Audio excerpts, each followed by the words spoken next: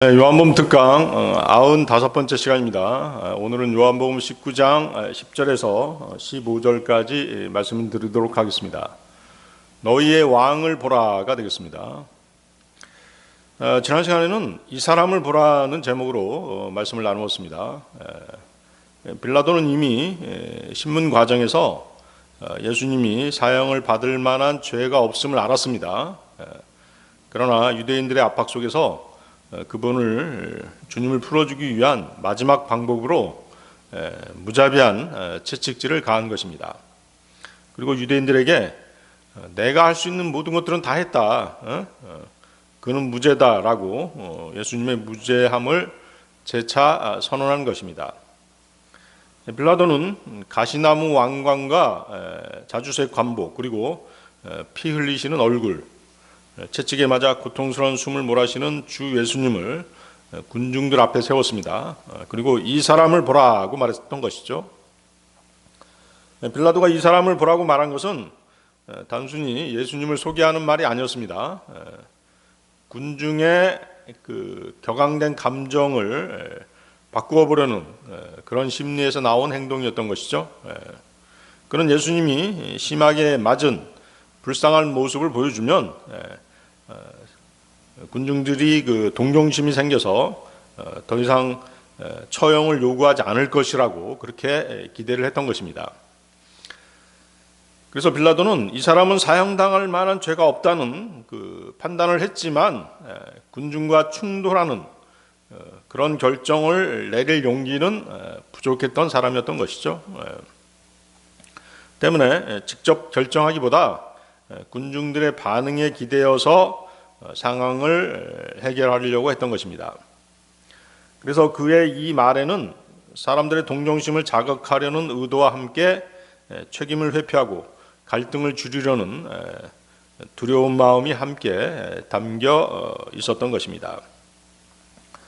빌라도는 예수님이 실제로 그 로마 정권의 위협이 되는 사람이 아니라는 것을 알았습니다. 때문에 사람들 앞에 비참한 모습, 그렇죠? 채찍질 당한 그 비참한 모습을 보여주고 군중들 앞에 세우게 되면 사람들이 그 모습을 보고 격앙된 감정을 누그러뜨릴 것으로 그렇게 기대를 했던 것입니다. 봐라, 우리 로마가 마음먹은 대로 이 사람을 우리가 처벌할 수 있다. 이 정도로 허약한 사람을 두려워할 필요가 뭐가 있느냐, 이렇게 말하려고 했던 것이죠. 그런데 어때요? 빌라도의 말을 들은 유대인들은 동정심이 아니라 오히려 더 강한 적대감을 드러냈죠. 그들은 이미 자신들의 그 유대교, 자신들의 종교에 대한 위협과 정치적 불안을 내세워서 예수님을 제거하기로 마음을 굳힌 상태였던 것입니다. 때문에 눈앞에 그 고통스러워하는 주님의 모습을 보면서도 동정심을 갖지 않았던 것이죠. 그래서 인간은 그 진리를 마주할 때 겸손히 받아들이기보다는 자신의 입장이 맞지 않으면 거부하는 경향이 있는 것이죠. 우리가 거리에 나가서 구령할 때 보면 그런 사실을 분명히 알 수 있잖아요. 그렇죠? 자기 생각과 맞지 않으면은 뭐 냉정하게 거절해 버리죠. 내가 무슨 죄인이란 말이야. 그러면서 이제 막 뿌리쳐 버리잖아요. 그래서 그들은 유대인들은 진실보다 유대 종교 집단의 압력과 종교적 이해관계에 더 크게 영향을 받았던 것입니다. 그러니까 빛이 왔음에도 불구하고 사람들이 어둠을 더 사랑한 모습이 바로 이 장면에서 드러나는 것입니다. 결국 이 사람을 보라고 말한 빌라도의 의도는 자신의 책임을 회피하고자 한 그런 것이었습니다. 그리고 그의 이 말은 유대인들의 그 굳어진 적대감을 오히려 어떻게 써요? 오히려 더 드러내는 그런 결과를 가져오게 되었죠. 따라서 이 장면은 인간이 진리 앞에서 얼마나 잘못되고 또 쉽게 그릇된 생각을 내리는지, 또 그런 잘못된 판단을 내리는지를 보여주는 대표적인 순간이라고 할 수 있겠습니다. 자, 요한복음 19장 10절로 가겠습니다. 요한복음 19장 10절. 그때 빌라도가 그분께 말하기를 내가 나에게 구하지 않느냐? 내가 너를 십자가에 못 박을 권세도 있고 너를 석방시킬 권세도 있음을 내가 모르느냐 하니라. 자, 요한복음 19장 9절도 보십시오. 요한복음 19장 9절에서 빌라도는 예수님이 하나님의 아들이라고 주장한다는 유대 종교 지도자들의 말을 듣고 내가 어디서 왔느냐라고 물었습니다. 빌라도는 예수님에게서 죄를 발견하지 못했습니다. 그러나 그분이 평범한 사람이 아니라는 그런 느낌을 받고 있었던 것이죠. 그런데 하나님의 아들이라는 말을 듣자 그는 자신이 감당하기 어려운 그런 존재 앞에 서 있는 것인지도 모른다라고 하는 그런 알 수 없는 불안감을 느꼈던 것입니다. 그래서 그는 예수님의 정체를 더 알고 싶어서 질문을 던진 것이죠. 내가 어디서 왔느냐 이렇게 물어본 것입니다. 하지만 그 질문은 진리를 따르기 위한 확신 있는 태도라기보다는 어떤 불안감 속에서 상황을 파악해 보려는 그런 시도에 가까웠습니다. 주님의 침묵은 이미 주어진 빛에 먼저 반응하라는 그런 요구라고 볼 수 있습니다. 하나님께서는 어때요? 사람들에게 진리를 억지로 믿게 하지 않으시죠? 스스로 선택하도록 하십니다. 때문에 예수님은 더 설명하기보다는 빌라도가 알고 있는 사실, 지금까지 알고 있는 사실에 대해서 스스로 결단하도록 그렇게 결단하도록 하기 위해서 침묵을 지키신 것입니다. 그래서 주님의 침묵은 이미 알고 있는 진리 앞에서, 빌라도가 이미 알고 있는 진리 앞에서 책임 있게 선택하라는 조용한 그런 요구였던 것입니다. 자, 주님이 계속 침묵하시자 빌라도는 다시 질문을 던집니다. 내가 나에게 구하지 않느냐? 내가 너를 십자가에 못 박을 권세도 있고 너를 석방시킬 권세도 있음을 내가 모르느냐? 하고 이렇게 말하죠. 자, 빌라도의 이 말은 단순한 권력 과시용이 아니었습니다. 하나님을 알지 못하는 인간의 영적 무지, 그리고 그의 교만을 드러내는 장면이었던 것입니다. 자, 빌라도는 자신에게 예수님을 살릴 수도 있고 죽일 수도 있는 권세가 있다라고 말합니다. 하지만 이것은 사실과 전혀 다른 그의 착각일 뿐인 것이죠. 왜냐하면 모든 권세는 어디서 오는 것이에요? 높은 곳, 하나님께로부터 오는 것이지 인간이 스스로 가지는 것이 아니기 때문인 것이죠. 빌라도는 로마 총독이라는 높은 자리에 있었지만 그는 자신의 권세가 어디에서 왔는지를 알지 못했던 것입니다. 그래서 예수님 앞에서 자신이 마치 큰 권세를 가진 존재인 것처럼 그렇게 드러내려고 했던 것입니다.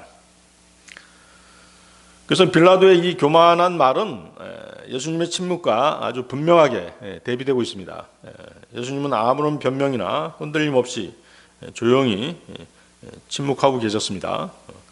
하지만 빌라도는 오히려 주님의 그런 침묵이 불안과 두려움을 더 안겨주었죠. 그래서 그런 불안과 두려움 속에서 자신의 권력을 드러내고자 했던 것입니다. 이것이 바로 뭐냐면 겉으로는 강해 보이지만 실제로는 불안한, 나약한 죄인인 인간의 모습인 것입니다. 반면에 예수님은 겉으로는 약해 보이셨지만 참된 권세를 지니신 분이시죠. 빌라도는 자신이 상황을 통제하고 있다라고 그렇게 믿었습니다.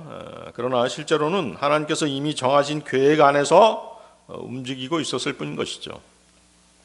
즉 예수님의 십자가 사건은 빌라도의 선택에 의해서 좌지우지되는 것이 아니었습니다.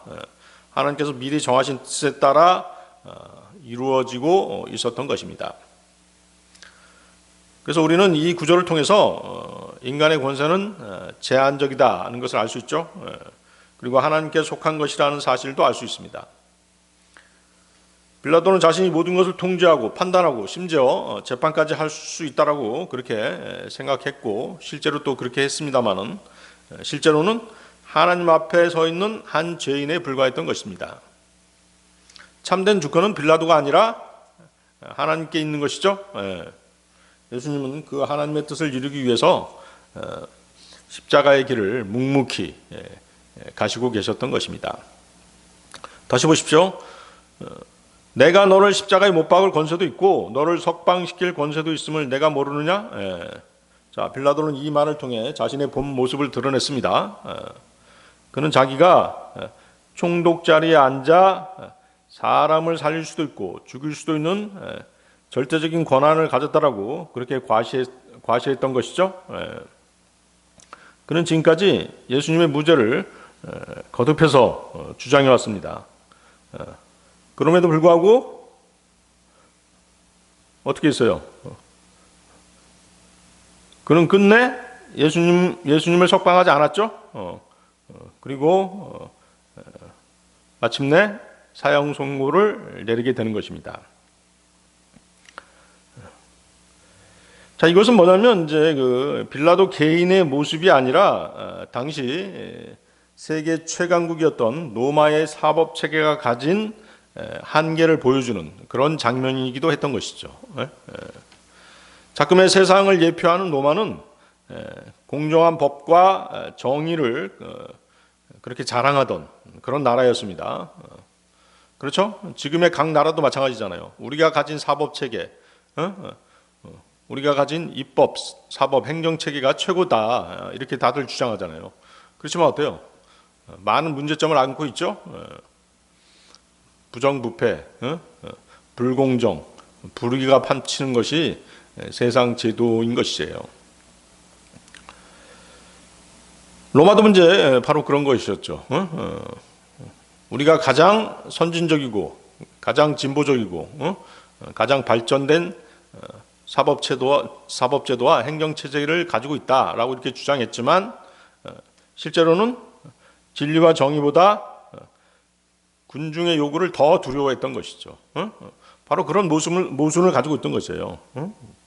결국 식민지 최고 통치자인 빌라도는 무죄한 예수님을 정죄함으로써 인간의 권세와 세상의 정의가 얼마나 불완전한지를 우리에게 보여준 것입니다. 참으로 빌라도는 어때요? 어리석은 자였죠?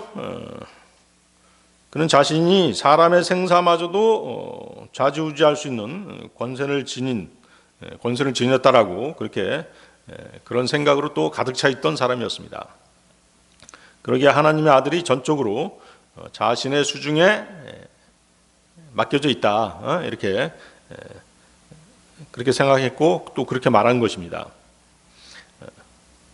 그는 자신의 법적인 권한을 자랑했던 것이죠. 그러나 그의 말은 모순으로 가득했습니다. 참으로 주님이 무죄하시다면 빌라도는 주님을 십자가에 못 박을 권세가 없는 것이죠. 그렇죠? 만약 주님이 죄가 있으시다면 빌라도는 국가의 법 위에 군림해서 주님을 풀어줄 권세 또한 없는 것이죠. 그렇죠? 그는 자기 입으로 자신의 모순, 자기 자신을 정죄한 것이죠. 그의 교만한 말인즉슨 뭐였냐면 나는 법보다 더 높다. 나는 내가 유죄든 무죄든 내 마음대로 너를 처리할 수 있다라고 하는 그런 주장을 한 것입니다. 그래서 이런 그 권력을 가진 자들이 남을 억누르려는 그런 자기 과시는 하나님을 두려워하지 않는 그 세상 죄인들이 즐겨하는 그런 행태인 것입니다. 자, 요한복음 19장 11절로 가겠습니다. 요한복음 19장 11절. 예수님께서 대답하시기를 그것이 위에서부터 너에게 주어지지 아니하였더라면 너는 나를 대적할 어떤 권세도 가질 수 없었으리라.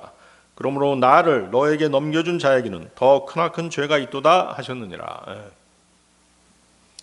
자, 이 땅의 모든 권세는 모두가 위에서부터 주신 것입니다. 그러므로 권력을 쥐었다고 해서 뽐내거나 자랑할 게 하나도 없는 것이죠. 위에 계신 분께서는 언제라도 그 권세를 도로 빼앗으실 수 있기 때문입니다.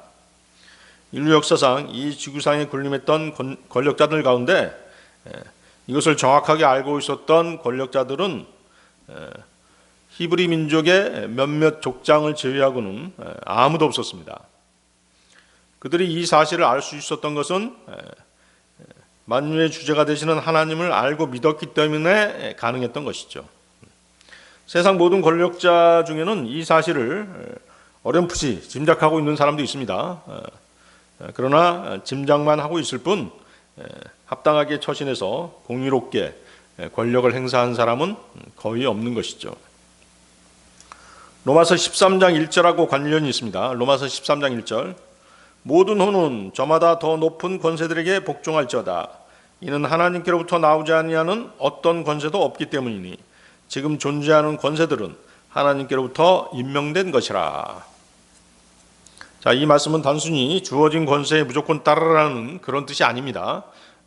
모든 권세의 근원이 하나님께 있다는 사실을 먼저 인정하라는 그런 의미인 것이죠.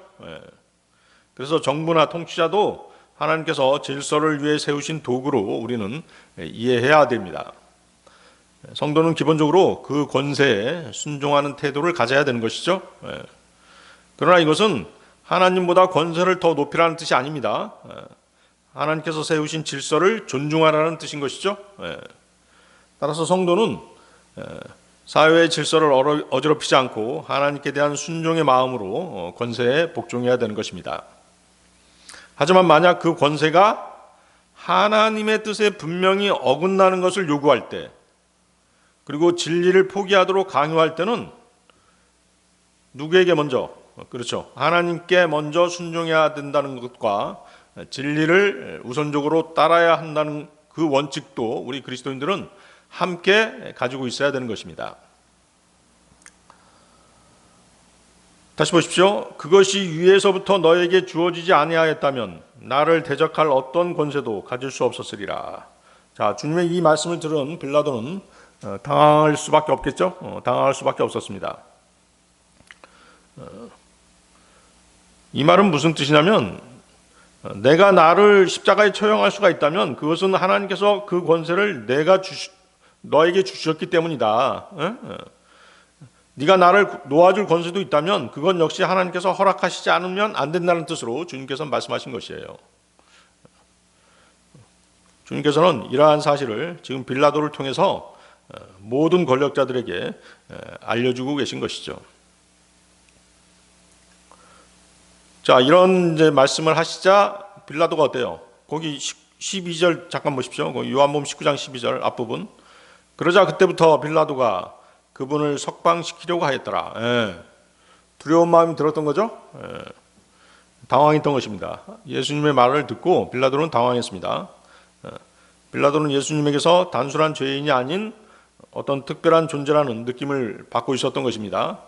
그래서 양심적으로 이 사람을 죽이는 것은 옳지 않다라고 느끼고 있었던 것이죠. 그러니까 뭐예요? 두려움과 예수님에 대한 두려움과 또 예수님을 처형하라고 하는 유대인들의 요구 사이에서 큰 갈등을 겪고 있었던 것이죠. 예수님이 신적인 존재와 관련된 분일 수 있다는 생각이 들자 정치적인 계산을 넘어서서 종교적인 두려움까지 느끼게 된 것입니다. 그렇죠? 더군다나 뭐예요? 자신의 부인, 빌라도의 부인이 꿈 얘기를 해줬잖아요. 그렇기 때문에 그 꿈 얘기까지 듣고 나니까 두려움이 더 커진 것이죠. 그 결과 빌라도는 가능한 한 책임을 회피하면서 예수님을 놓아주려는 방향으로 움직였던 것입니다. 거기 이제 뒷부분 보십시오. 그러므로 나를 너에게 넘겨준 자는 더 크나큰 죄가 있도다. 자, 이 구절에서 그 죄라는 단어가 나오죠. 죄는 예수 그리스도를 믿지 않음으로써 발생하는 모든 일들이 죄인 것이에요. 빌라도는 죄의 진정한 의미가 무엇인지 지금까지 한 번도 들어본 적이 없었을 것이에요. 그렇죠? 우리도 구원받기 전에는 어땠어요? 죄에 대해서 조금 둔감했었죠? 그렇게 민감하지 않았었습니다. 양심의 가책은 받았지만 또 이성이 갈등을 일으키긴 했지만 그렇게 민감하게 반응하지는 않았었어요. 그런데 지금 이 자리에서 예수님께서는 죄란 단어를 쓰고 계신 것이죠. 그래서 이제 빌라도가 예수 그리스도 주님으로부터 마지막으로 들은 단어가 뭐였어요? 죄라는 단어였던 것이죠. 그래서 우리는 어때요? 사람은 보통 어떤 잘못된 일이 생기면 여러 가지 이유를 대면서 자신을 변명하려고 하죠. 다른 사람들한테 전가하려고 하죠. 그것이 바로 이제 아담의 죄성이잖아요. 아담이 이브에게 뭐라고 했어요? 선악과를 따먹고 이 여자가 당신이 하나님께서 주신 이 여자가 나에게 이 과실을 먹으라고 그래서 내가 먹었습니다. 이렇게 자신의 죄가를 누구에게 떠넘겨요? 그 사랑하는 이브에게까지 떠넘기죠. 이것이 바로 인간의 죄인 것이죠. 뭐 환경 때문이라고 하거나 다른 사람 때문이라고 이렇게 자신의 죄 문제, 자신의 잘못을 떠넘기려고 하는 것입니다. 이것이 바로 죄성인 것이죠. 하지만 이런 것들은 어때요? 문제의 겉모습일 뿐 진짜 원인은 더 깊은 곳에 있는 것이죠. 사람이 잘못된 행동을 하는 가장 근본적인 이유는 뭐냐면 하나님을 믿지 않기 때문인 것이죠. 하나님을 신뢰하지 않기 때문인 것입니다. 그러니까 하나님을 믿지 않는다는 것은 단순히 어떤 종교 선택의 문제가 아닙니다. 하나님을 의지하지 않고 자기 마음대로 살겠다는 태도인 것이죠. 그것이 이제 아담으로부터 우리에게 내려온 것이에요. 아담과 이브가 선악과를 따먹은 이유도 뭐래요? 하나님을 의지하지 않고 내가 주인인 삶을 살겠다. 그 의도가 있었기 때문에 하나님의 명령을 거부하고 선악과를 선택하게 된 것이잖아요. 그래서 사람은 자연스럽게 하나님께서 원하시는 길이 아니라 자기 생각과 욕심을 따라 행동하게 되는 것입니다. 이렇게 하나님을 떠난 상태에서는 어떤 선택을 하든지 죄로 이어질 수밖에 없는 것입니다. 겉으로 보기에는 작은 실수처럼 보일 수 있지만 그 뿌리가 하나님을 믿지 않는 데 있기 때문에 성경에서는 그것을 죄라고 말씀하시는 것입니다. 그래서 결국 사람이 내세우는 여러 변명은 당연히 그 문제를 해결하지 못하는 것입니다. 진짜 해결책은 자신의 잘못을 인정하고 주 예수 그리스도를 믿고 하나님께 돌아오는 것입니다. 그때 비로소 삶의 방향이 바르게 온전하게 잡히게 되는 것이죠. 빌라도에게는 바로 그 죄 문제가 있었던 것입니다. 빌라도의 경우 그는 성령님께서 세상에 대해 책망하시는 바로 그 죄를 지으면서 살고 있었던 것이죠. 성령님께서는 죄에 대해서, 의에 대해서, 심판에 대해서 세상을 책망하시는 분이시죠. 죄에 대해서 심판하시는 것은 사람들이 예수 그리스도를 믿지 않기 때문이라고 말씀하십니다. 요한복음 16장 9절이죠. 죄에 대하여라 하면 그들이 나를 믿지 아니하기 때문이요. 자, 요한복음 3장 18절도 한번 보겠습니다. 요한복음 3장 18절. 그를 믿는 자는 정죄를 받지 아니하느니라. 그러나 그를 믿지 아니하는 자는 이미 정죄를 받은 것이라. 이는 그가 하나님의 독생자의 이름을 믿지 아니하였기 때문이라. 그래서 예수님을 믿고 안 믿고가 죄의 정확한 기준이 되는 것이죠. 그래서 이 말씀은 사람이 예수님을 믿느냐 믿지 않느냐에 따라 그 사람의 상태가 완전히 나뉜다는 것을 보여주고 있습니다. 예수님을 믿는 사람은 더 이상 정죄를 받지 않습니다. 이것은 그 사람이 완벽해서가 아니라 예수님께서 그 사람의 죄 문제를 대신 해결해 주셨기 때문인 것이죠.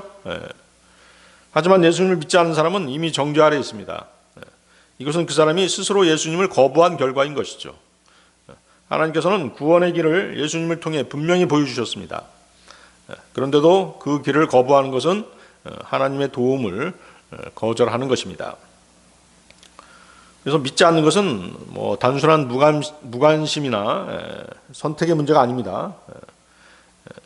하나님께서 보내신 예수 그리스도를 받아들이지 않는 것이 바로 적극적인 그런 거부인 것이죠. 그래서 믿지 않는 것 자체가 이미 죄 가운데 있는 상태입니다. 그 결과로 정죄가 계속되는 것입니다. 유대인들, 특히 대제사장들이 예수 그리스도를 빌라도에게 넘겨준 것은 그들이 하나님의 아들이신 그분께 감히 못할 짓을 했기 때문에 그들이 더 큰 죄를 지은 것이 아닙니다. 그들은 예수 그리스도를 믿지 않았기 때문에 죄를 지은 것이에요. 거기다 더해서 믿지 않는 것으로 끝나지 않고 예수 그리스도를 빌라도에 넘겨주었기 때문에 더 큰 죄를 지은 것이라고 주님께서는 말씀하시는 것입니다. 아시겠죠? 그 뒷부분,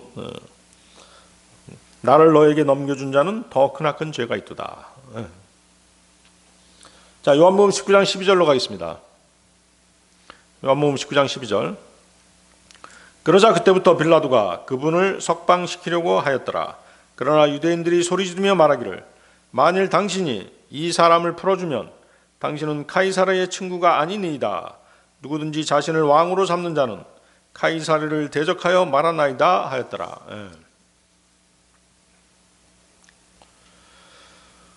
자신을 왕이라고 주장하는 사람은 카이사르를 대적하는 사람이다. 지금 이렇게 유대인들이 주장하고 있죠. 자, 빌라도는 자신의 권세가 위로부터 온 권세라는 그 사실을 예수님께로부터 듣자 마음이 흔들렸습니다. 그는 예수님이 평범한 죄인이 아니라는 것을 더욱더 느꼈기 때문에 그런 생각을 갖게 된 것이죠. 그런 두려움을 갖게 된 것입니다. 그래서 그는 예수 그리스도, 예수님을 놓아주려고 애를 쓰게 되는 것입니다. 빌라도는 예수님을 석방하려는 마음으로 석방하려고 하는 그 방향으로 마음이 완전히 기울였던 것이에요. 하지만 동시에 유대인들의 압박과 그 정치적 위험 때문에 끝까지 결단하지 못하는 모습을 보인 것이죠.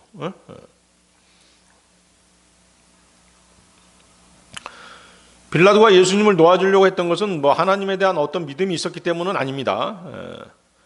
빌라도는 처음에는 내가 살리고 죽일 수 있는 권력을 가진 사람이라고 주장했잖아요. 그런데 예수님의 말씀을 듣고 나서 내 마음대로 할 수 있는 게 아니라 더 높은 분이 계실지도 모른다는 그런 느낌을 받은 것입니다. 때문에 예수님을 함부로 처벌하는 것이 두려워졌던 것이죠. 또 그 전부터 이제 그의 양심은 나는 이 사람에게서 아무런 잘못도 찾지 못하였노라 하고 계속해서 주장했었습니다. 이제는 그 자신의 권세가 절대적인 존재로부터 온 것일 수도 있다는 의심이 들자 양심대로 처리하려고 애를 쓴 것입니다. 그 베드로의 증언에 의하면 그 빌라도가 예수님을 놓아주려고 그렇게 굳게 마음 먹었다는 사실을 우리는 알 수 있죠. 그 베드로가 이제 그 성전 앞에서 유대 백성들 앞에서 이런 말을 합니다. 사도행전 3장 13절인데요. 사도행전 3장 13절. 빌라도의 말이죠. 베드로의 말이죠. 베드로가 유대인들한테 하는 말입니다. 그분을 너희가 넘겨버렸고 빌라도가 그분을 풀어주기로 결정하였을 때 그의 면전에서 그분을 부인하였도다. 빌라도가 예수님을 풀어주려고 마음의 결정까지 먹은 것이에요. 마음 먹은 것이에요. 그런데도 불구하고 어땠어요? 예수님을 십자가에 넘기라고 그렇게 강하게 빌라도를 압박했던 것이죠. 그렇죠? 유대인들의 저항이 만만치 않았죠? 유대인들이 이 상황에서 빌라도에게 가하는 압력은 빌라도로서는 떨쳐버리기 어려운, 쉽게 떨쳐버릴 수 있는 그런 압력이 아니었던 것이죠. 바로 이 말 때문이죠. 어떤 말을 하고 있어요? 당신이 이 사람을 풀어주면 당신은 카이사르의 친구가 아니니이다. 이 말이죠. 자, 이 말은 빌라도의 명줄을 죄기에 충분한 위력을 가진 정치적 협박이죠. 그렇습니다. 자, 이스라엘 통치하는 이 땅의 황제는 엄연히 누구예요? 로마의 황제 카이사르죠. 빌라도는 카이사르의 통치권을 위임받아 파견된 총독일 뿐인 것입니다. 따라서 빌라도는 카이사르의 왕권에 도전하는 그 어떤 세력도 제거해야 되는 그런 책임이 있는 것이죠. 그런데 그리스도라고 하는 예수가 나타나 자신이 왕이라고 주장했습니다. 주님이 주장한 것이 아니라 유대인들이 모함을 한 것이죠. 예수님께서는 실제로 왕이셨지만 정치적인 의도로서의 왕이 아니었죠. 그렇지만 유대인들은 어땠어요? 예수님을 정치적인 왕으로 주장했다. 그렇게 강하게 주장했던 것이죠. 그래서 지금까지 빌라도는 예수 그리스도의 그 혐의에 대해서 전혀 정치적인 위험 요소로 취급하지 않았었습니다. 그는 예수님의 고소 사건을 유대인들 간의 종교적인 분쟁 정도로 그렇게 간주하고 싶어 했던 것이죠. 가급적 자신은 거기에 끼어들고 싶지 않았던 것입니다. 그런데 고소자들은 예수님을 사형에 해당되는 정치범죄로 처리할 것을 강력하게 요구하면서 물고 늘어진 것입니다. 사태가 이렇게 된 상황에서 빌라도가 예수님을 풀어주게 된다면, 무죄를 선고하고 풀어주게 된다면 그것은 카이사르에 대한 심각한 직무유기가 될 수도 있었던 것이죠. 경우에 따라서는 중대한 반역 행위로도 비칠 수 있었습니다. 사태가 이 정도 되니까 빌라도는 어때요? 양심이고 뭐고 따질 상황이 아니게 됐죠. 다급하게 됐습니다. 자칫하면 자기 자리가 위험하게 될 수도 있었습니다. 자신의 자리가 걸리고 자신의 목숨, 자신의 배가 걸린 문제라면 권력자뿐만 아니라 모든 인간이 형편없이 무력해질 수밖에 없는 것입니다. 빌라도의 권세는 식민지 이스라엘에만 한정되어 있습니다. 겉으로는 강한 척했지만 실제로는 로마 황제의 눈치를 봐야 하는 제한된 권세를 가지고 있었던 사람이 빌라도였죠. 그래서 인간은 도덕적으로 옳다는 것을 알면서도 자신의 지위 또 자신의 안전이 위협받을 때는 쉽게 타협하는 존재가 약한 인간의 심성인 것이죠. 유대인들이 이 사람을 놓아주면 카이사르의 친구가 아니다라고 말한 것은 단순한 종교 문제가 아니었습니다. 로마에 대한 반역자로 고발하겠다는 정치적 압박이었던 것이죠. 때문에 총독이었던 빌라도에게는 매우 현실적인 위협이었습니다. 빌라도는 이미 여러 번 유대인들과 충돌한 적이 있었습니다. 그래서 로마에 보고될 위험을 안고 있었기 때문에 더 이상 문제를 키우지 않으려는 그런 두려움이 아주 컸던 것이죠. 빌라도가 유대인들과 충돌한 여러 사건들이 있었습니다. 그중 성경에 나와 있는 3가지 정도를 한번 우리가 살펴볼 필요가 있습니다. 그 사건들은 빌라도의 자리를 위협하기에 아주 충분한 그런 사건들이었거든요.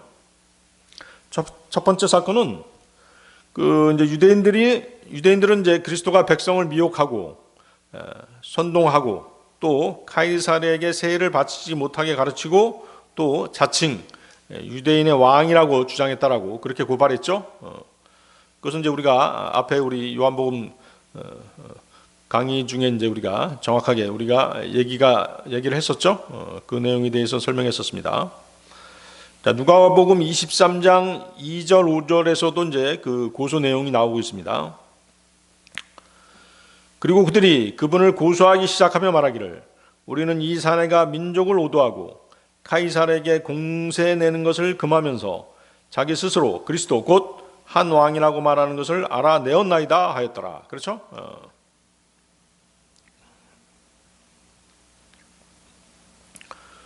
그러자 빌라도가 계속 읽어보겠습니다. 그러자 빌라도가 그분께 물으며 말하기를 내가 유대인들의 왕이냐 하였더라. 이에 그분께서 그에게 대답하여 말씀하시기를 내가 그것을 말하는도다 하셨느니라. 그때 빌라도가 수석 제사장들에게 그리고 백성에게 말하기를 나는 이 남자에게서 잘못을 전혀 발견하지 못하노라 하였더라.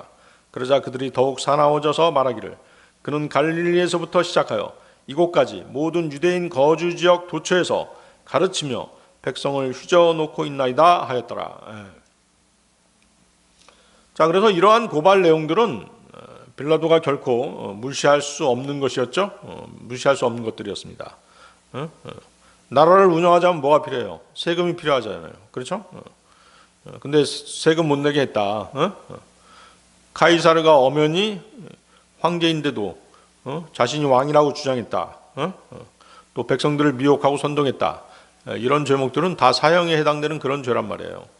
그런데 빌라도는 그것을 지금 묵살하고 있는 것이죠. 또 빌라도의 자리를 위협하기에 충분했던 사건 두 번째는 뭐냐면 요한복음에는 나와 있지 않습니다만은 빌라도가 어떤 갈릴리인들의 피를 제물에 섞음으로써 유대인들의 증오를 초래한 그런 사건이 있었습니다. 누가복음 13장 1절에 나오는 사건입니다. 누가복음 13장 1절 보세요. 누가복음 13장 1절. 그 시기에 어떤 이들이 같이 있으면서 갈릴리인들에 관하여 그분께 알렸으니 빌라도가 그들의 피를 그들의 희생제물들에 섞었다는 것이라. 자, 빌라도는 이제 유대인들의 명절에 그 로마 군인들을 성전에 파견한 적이 있었습니다. 왜 파견했겠어요? 질서를 유지할 목적으로 그렇게 파견한 것이죠. 그렇잖아요. 사람이 많이 모이는 곳이 있으면 또 어떤 행사가 있으면 경찰관들이 질서를 유지하고 안전을 유지할 목적으로 파견되잖아요. 바로 그와 같은 이유로 군인들을 이제 명절날 파견한 것입니다. 그런데 어때요? 그때 군인들이 그 성전 안뜰에서 희생제를 드리고 있는 갈릴리에서 온 유대인을 살해한 그런 일이 있었던 것이죠. 시비가 붙었던 것이죠. 그런데 그런데 이제 유대인들에게는 이 사건은 단순한 살인 사건이 아니었습니다. 하나님께 드리는 거룩한 제사를 더럽힌 심각한 신성모독적인 사건으로 받아들여졌던 것이죠. 자, 이것은 이제 하나님이 주신 율법 중심의 신앙을 가진 유대인들에게 매우 충격적이고 받아들이기 어려운 그런 사건이었습니다. 유대인들에게 이 사건은 하나님의 백성이 왜 이방 권력에게 이렇게 비참한 죽음을 당해야 되느냐, 이런 이제 반발을 가져왔던 것이죠. 그것도 성스러운 명절에 거룩한 성전에서 거룩한 제물에 동족의 피가 섞여야 하는가 라고 하면서 민족적 또 신앙적인 위기의식을 불러일으켰던 그런 사건이었습니다. 자, 빌라도의 자리를 위협하기에 충분했던 사건 세 번째는 뭐였냐면 지금 이 사건이죠. 지금 우리가 강론하고 있는 이 사건입니다. 빌라도가 예수님을 사형에 처하는 판결에 대해서 주저하는 태도를 보인 이 내용, 이 사건을 빌라도가 예수님을 사형에 처하라고 하는 군중들의 요구를 묵살하고 있는 이런 태도를 보인 것에 대한 유대 종교 지도자들의 지적이었던 것이죠. 그래서 유대 종교 지도자들은 만약에 빌라도가 예수님을 놓아주게 되면 그는 카이사르의 친구가 아니다, 즉 카이사르의 충신이 아니다라고 이렇게 얘기한 것이에요.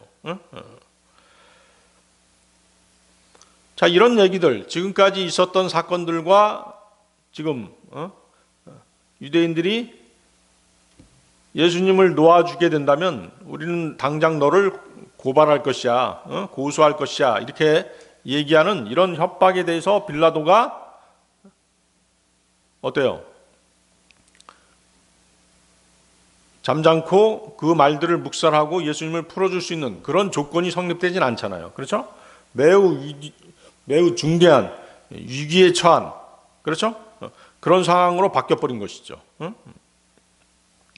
만약에 빌라도가 예수님을 놓아주게 되면 유대인들이 어떻게 할 것이에요? 바로 예수님을 카이사르에게 고소할 거란 말이죠. 그렇겠죠? 그렇게 되면 어때요? 빌라도는 반역죄로 총독의 지위를 잃어버리게 될 뿐만 아니라 자칫 자신의 생명도 위태할 수 있는 그런 위험한 처지에 내몰리게 되는 것이죠. 결국 빌라도는 정의보다는 어때요? 정치적인 생존을 선택할 수밖에 없는 그런 위험스러운 상황에 몰리게 된 것입니다. 로마 황제 또 로마 당국 입장에서는 어떻겠어요? 로마 제국의 평화가 한 무능한 총독에 의해서 깨어지는 것을 원치 않을 것이라고요. 그렇겠죠? 로마는 또한 그들 식민지의 반란 진압에 군대를 동원하는 등의 쓸데없는 국력이 낭비되는 것 또한 원치 않을 것입니다. 그렇기 때문에 빌라도의 파면은 불을 보듯 뻔한 것이죠. 빌라도는 예수님이 죄 없다는 사실을 알고도 로마 황제에게 미움을 사거나 자리에서 쫓겨날 수 있다는 두려움 때문에 유대인들의 협박에 굴복할 수밖에 없는 이러지도 저러지도 못하는 그런 처지에 몰리게 된 것입니다. 자, 계속 보시겠습니다. 요한복음 19장 13, 14절 보세요. 요한복음 19장 13, 14절. 그러므로 그렇게 말하는 것을 빌라도가 듣자 그가 예수님을 앞으로 데려왔더라. 그리고 포장된 길이라 불리나 히브리어로는 갑바다라 하는 곳인 심판석에 앉았더라. 그리고 그때는 유월절에 속한 예비일이요 제6시경이었더라. 이어서 그가 유대인들에게 말하기를 너희의 왕을 보라 하니라. 자, 이제 빌라도가 카이사르의 왕권을 수호하는 자리에 앉게 되죠. 자, 실은 이 자리가 하나님께서 그에게 마련해 주신 본래 자리, 총독의 자리였습니다. 하나님께서는 그가 어떻게 해서든 예수 그리스도를 십자가에 처형하는 역할을 담당하도록 그 자리에 앉히신 것이죠. 그가 가지고 있는 권세는 예수님을 십자가에 넘겨주는 그 역할을 감당하도록 위에서부터 내려온 권세였던 것입니다. 그가 양심에 따라 예수 그리스도를 놓아주는 것은 하나님의 계획에 없는 일이었던 것이죠. 빌라도가 상황을 조종하려고 하던 때는 이미 지나가 버렸습니다. 이제 상황이 그를 조종하게 되어버린 것입니다. 그렇죠? 참으로 예수님이 십자가를 향하도록 하나님의 섭리가 작용했다고 밖에는 볼 수 없는 달리 해석하기가 어려운 상황을 빌라도는 맞이하게 된 것입니다. 그렇죠? 상황이 그렇게 바뀌어버렸죠? 완전히 바뀌어버린 것이에요. 빌라도가 예수님을 놓아주고자 했다면 유대 종교 지도자들 또 군중들의 외침을 듣지 말았어야 되는 것이죠. 그 전에 놓아주었어야 했던 것이죠. 이제 빌라도는 유대인들의 그 잔인한 요구에 더 이상 반대할 명분이 없어져 버린 것입니다. 그에게는 재판석에 앉아서 사형을 선고하는 그 일만이 남아있게 된 것이죠. 거기 14절 보십시오. 14절. 그때는 유월절에 속한 예비일이요 제6시경이었더라. 자, 유월절 만찬은 이제 이스라엘 백성이 출애굽하기 전날 그 전날 밤에 그들의 장자들이 구원된 것을 기념하기 위해 먹는 식사가 바로 뭐예요? 유월절 만찬이죠. 그리고 유월절은 이제 그들이 노예 상태로부터 실제로 해방된 것을 기념하는 날입니다. 따라서 그 제자들이 주님과 함께 먹었던 만찬이 있었죠. 그 만찬은 이제 유월절에 포함하는 그런 날은 아닙니다. 그리고 거기 유월절에 속한 예비일이 나오는데요. 자, 이것의 예비일은 뭐냐면 유대인들이 안식일 전날에 붙였던 일반적인 명칭이었습니다. 그러니까 유월절을 포함한 큰 안식일을 앞두고 준비할 것들이 많이 있죠. 뭐 음식을 장만한다든가 뭐 그런 일들이죠. 그런 일을 마무리하던 그 준비하는 날을 가리켜서 예비일이라고 불렀던 것입니다.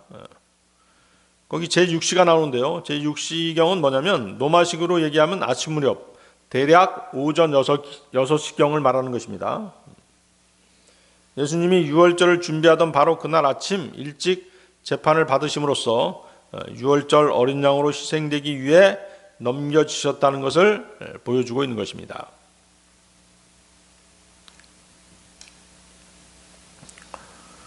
거기 14절 계속 보십시오. 너희의 왕을 보라. 빌라도가 너희의 왕을 보라고 말한 것은 그가 예수님을 실제로 유대인의 왕으로 확신했기 때문이 아닙니다. 왕으로 인정했기 때문에 이 말을 한 것이 아니잖아요. 그렇죠? 예수님이 무죄하다는 사실은 알고 있었지만 십자가 처형을 요구하는 그 유대인들을 조롱하고 또 압박하려는 정치적인 의도로 그 표현을 사용한 것이죠. 왜 조롱했어요? 나는 풀어주고 싶은데 니들이 같은 유대인인 예수라고 하는 자를 지금 십자가에 넘기라고 나한테 요구하고 있지 않느냐. 그것을 조롱한 것이죠. 그래서 빌라도는 예수님의 참된 왕되심을 믿은 것이 아니라 정치적 두려움과 자신의 자리를 보존하기 위한 계산으로 유대인들을 자극하고 조롱하려는 마음으로 이 말을 한 것입니다. 그러니까 뭐냐면 너희가 원하는 대로 너희 왕을 십자가에 넘겨주랴? 이렇게 이제 물어본 것이죠. 비아냥거리는 것이죠. 무슨 뜻인지 아시겠죠? 자, 요한복음 19장 15절 보십시오. 요한복음 19장 15절. 그러나 그들은 소리 질렀더라. 그를 없애버리소서. 그를 없애버리소서. 그를 십자가에 못 박으소서. 빌라도가 그들에게 말하기를 내가 너희의 왕을 십자가에 못 박으랴 하니라. 수석 제사장들이 말하기를 대답하기를 카이사르 외에는 우리에게 어떤 왕도 없나이다 하였더라. 자, 앞에서 빌라도가 유대인들에게 예수님을 풀어주고자 했던 여러 공작들이 있었죠. 여러 시도들은 모두 실패로 돌아가고 말았습니다. 유대인들은 다시 한번 격렬하고 무자비하게 소리치면서 예수님을 십자가에 못 박으라고 요구하고 있습니다. 그들을 만족시킬 수 있는 것은 오직 예수 그리스도의 피뿐인 것이죠. 예수님은 죽으셔야만 했습니다.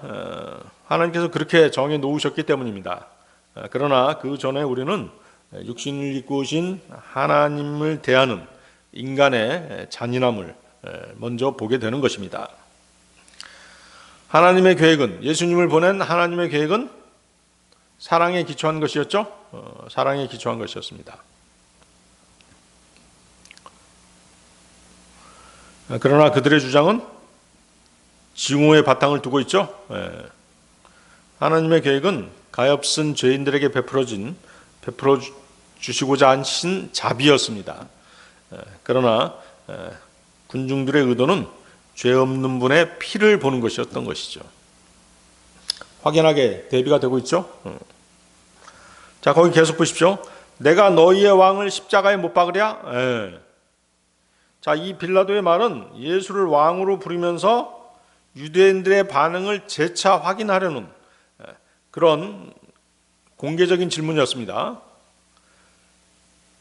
자, 당시 십자가형은 로마 제국이 반역자나 아주 극악한 범죄자에게 내리는 가장 수치스럽고 잔인한 그런 잔혹한 형벌이었습니다. 때문에 이 질문, 내가 너희의 왕을 십자가에 못 박으랴? 라고 하는 이 질문은 예수를 실제로 그런 처형에 넘길 것인지를 분명히 확인하고자 하는 질문이었던 것이죠. 결국 빌라도의 이 질문은 유대인들이 예수를 왕으로 인정할 것인지 아니면 가장 수치스러운 십자가형에 넘길 것인지를 스스로 선택하도록 하는 공개적인 질문. 그렇죠? 그 선언이었던 것이에요.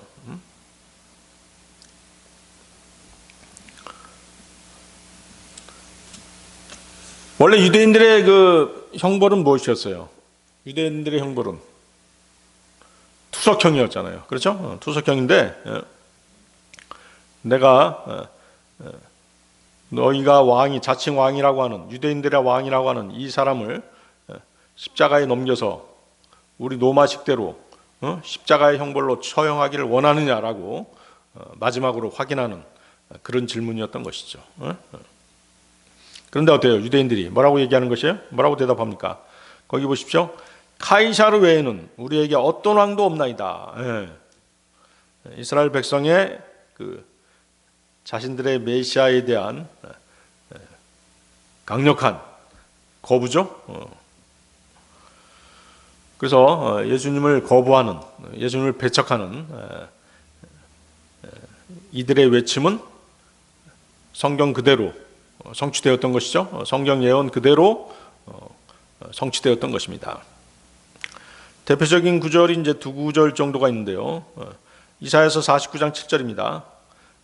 사람이 멸시하는 자요, 그 민족이 혐오하는 자요, 치리자들의 종에게 이스라엘의 구속주요, 그의 거룩한 이인 주가 이같이 말하노라. 사람이 멸시하는 자요, 그 민족이 혐오하는 자요. 예수님이 그렇게 돼버린 것이죠. 주님은 유대 종교 지도자들에게 멸시받으셨던 것입니다. 유대 민족이 혐오하는 자가 되셨던 것이죠. 이사야서 53장 3절인데요. 53장 3절. 그는 사람들에게 멸시받고 거절당하는도다. 또한 슬픔들의 사람이요 비통함에 익숙해진 사람이로다. 그런즉 우리는 그로부터 피하려는 것처럼 우리의 얼굴을 숨겼도다. 그는 멸시받았고 우리는 그를 존중하지 아니하였도다. 대표적인 예수님을 배척하는 그런 예언이죠. 하나님께서는 이제 이스라엘을 이집트에서 데리고 나오셨을 때 이스라엘을 제사장들의 왕국으로 삼으셨습니다. 출애굽기 19장 6절인데요. 출애굽기 19장 6절. 그리고 너희는 나에게 제사장들의 왕국과 거룩한 민족이 되리라. 이것들이 내가 이스라엘 자녀들에게 전할 말들이라. 자, 모세에게 이제 내가 이스라엘 백성들을 제사장들의 왕국과 거룩한 민족으로 삼겠다. 주님께서 약속하신 것이죠. 그래서 대제사장들은 왕국을 대표하고 유대인들은 신정국가 이스라엘을 대표하게 된 것입니다. 그런 대제사장들이 이제 지금 뭐라고 얘기하고 있는 것이에요? 로마의 왕 카이사르 외에는 우리에게 왕이 없다, 이렇게 주장하고 있는 것이죠. 백성들 또한 그 사실을 그대로 받아들이고 있는 것이죠. 결국 어때요? 유대인들은 자신의 왕, 자신들의 메시아를 버려버린 것이죠. 그리고 대신 로마의 왕이 자신들의 왕이라고 공식적으로 선언해버린 것이에요. 참으로 놀라운 사건이죠.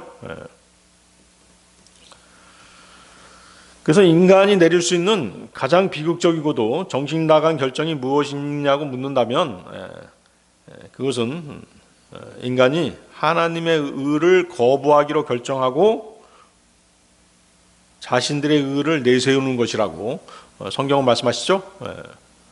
로마서 10장 3절인데요. 이는 그들이 하나님의 의에 대하여 무지한 채 그들 자신의 의를 확고히 세우려고 공들이면서도 하나님의 의에는 스스로 복종하지 않았기 때문이라. 바로 이것이죠. 우리가 복음을 전할 때 거부하는 대다수의 사람이 바로 여기에 걸리는 것이에요. 하나님의 의를 복종하지 않고 자신들의 의를 주장하는 것이죠. 나는 지금까지 착하게 살았어. 죄를 지어도 그렇게 심한 죄를 지지 않았어. 내가 예수님을 믿어야 될 이유가 없어. 그렇게 주장하는 것이죠.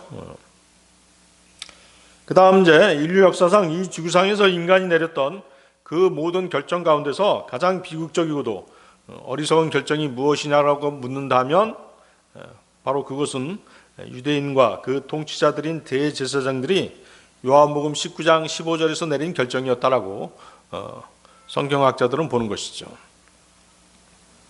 그들은 로마의 통치를 요구함으로써 율법을 통한 하나님의 명령과 하나님의 통치에 정면으로 도전한 것입니다.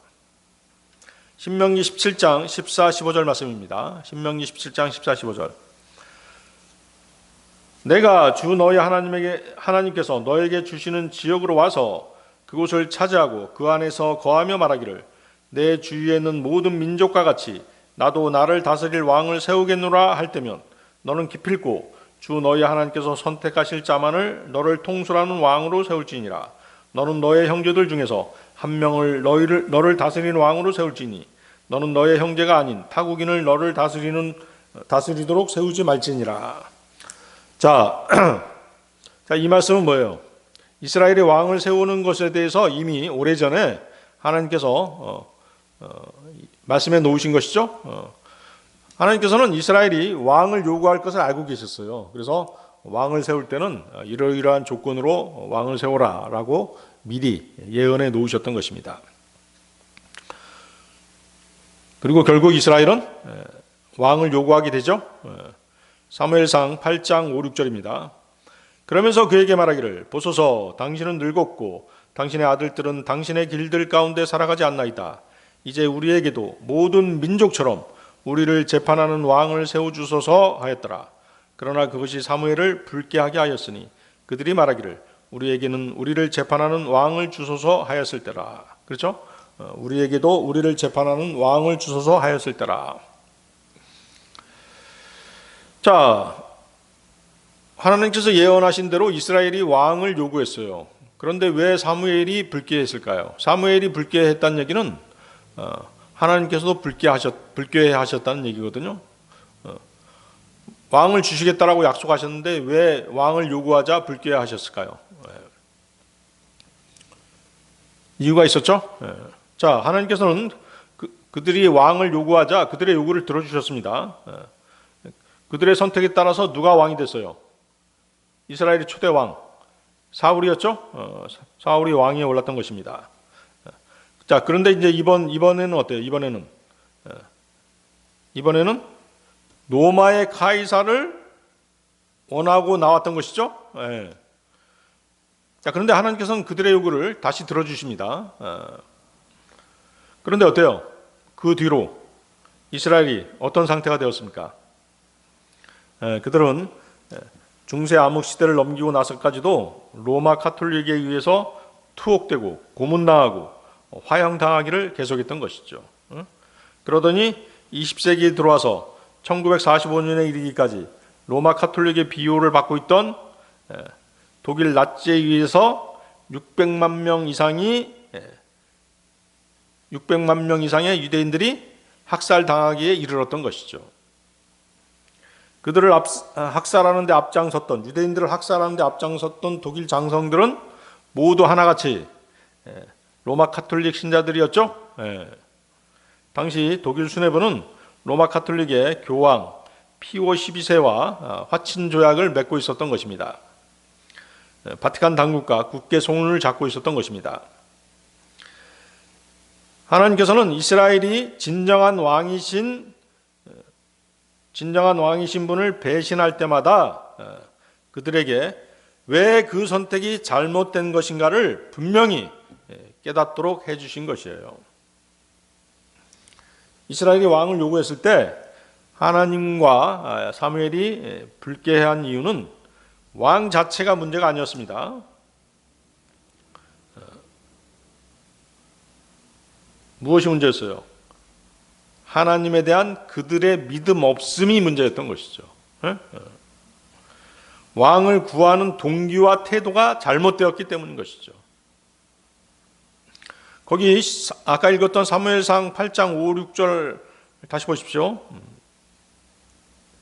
거기 어떤 말이 나와 있어요? 우리에게도 모든 민족처럼 우리를 재판하는 왕을 세워주소서. 바로 이 말이 문제였던 것이죠. 하나님께서는 왕정을 금하신 것이 아니었습니다. 왕을 세우도록 그렇게 약속하셨어요. 그리고 왕의 조건도 만들어 주셨잖아요. 그렇죠?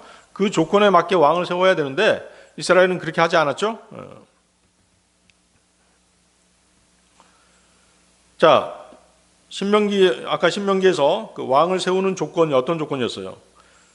하나님이 택하신 자여야 하고 율법 아래 있어야 하며 백성 위에 군림하지 말아야 된다라고 말씀하시죠? 즉 왕을 세우긴 세우되 본래 그 왕정이라고 하는 것이 어때야 된다? 하나님의 통치 아래에 있어야 되는 그런 왕정이어야 된다. 그 말씀을 하신 것이었어요. 근데 사무엘상 8장에서의 문제는 백성이 우리도 다른 민족들 같이 왕이 있어야 하겠다라고 말한 것이죠. 그들은 왕을 하나님의 통치 도구로 구한 것이 아니라 뭘로 구했어요?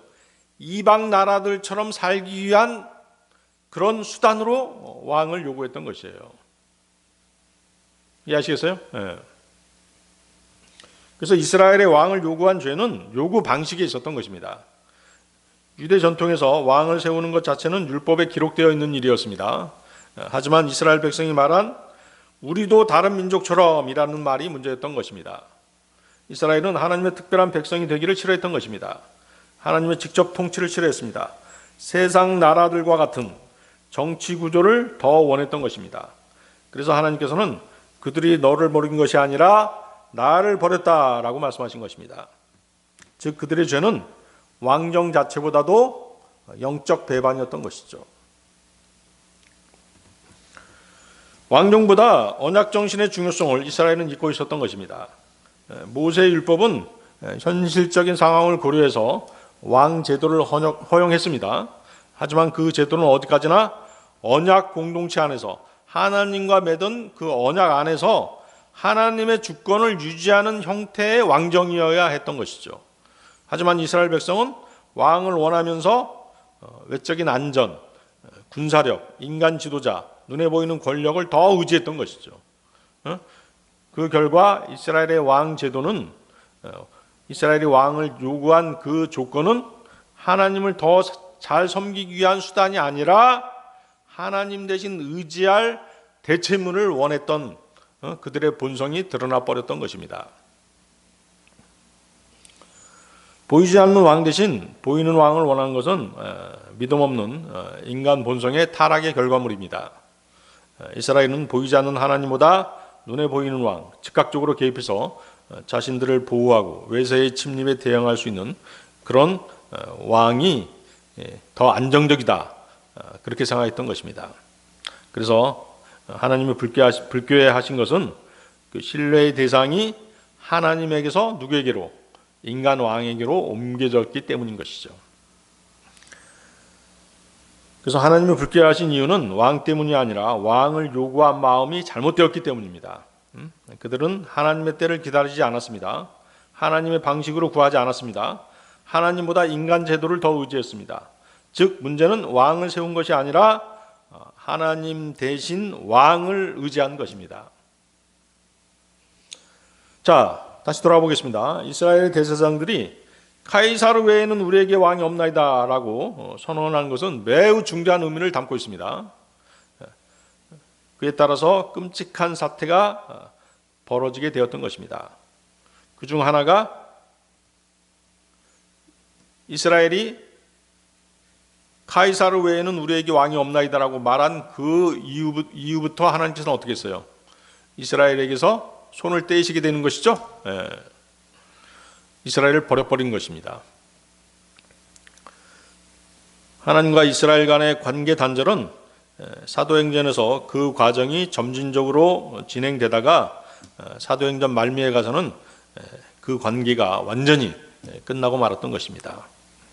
1917년에 발포어 선언으로 이스라엘의 국가 재건이 태동되기 시작해서 1948년 영국의 군정으로부터 독립해서 정식 국가가 되기까지 AD 1세기 이후 지금까지 약 2000년간 이스라엘은 하나님의 도움 없이 핍박당해야 하는 그런 상태가 지속되었던 것이죠.